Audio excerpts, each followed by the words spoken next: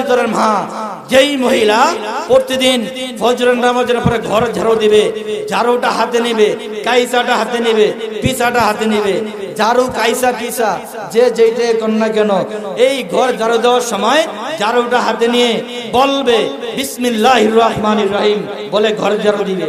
কি বলবে? আরো জোরে বলেন সবাই।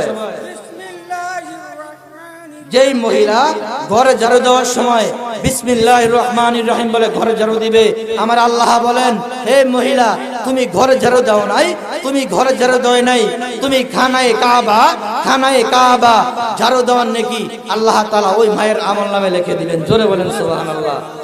এই জন্য পর্দার ভিতরের মা, আজ থেকে আমল করবেন, দুনিয়াতে যেই কোনো কাজ করব প্রত্যেক কাজের সময় আমরা বলবো বিসমিল্লাহির রহমানির রহিম। ঘর ঝাড়ু দিব, বিসমিল্লাহির রহমানির রহিম। চুলার মধ্যে আগুন দেব, বিসমিল্লাহির রহমানির রহিম। লাকড়ি দিয়ে আগুন ধরাইব, বিসমিল্লাহির রহমানির রহিম। বাচ্চাকে দুধ পান করাইব,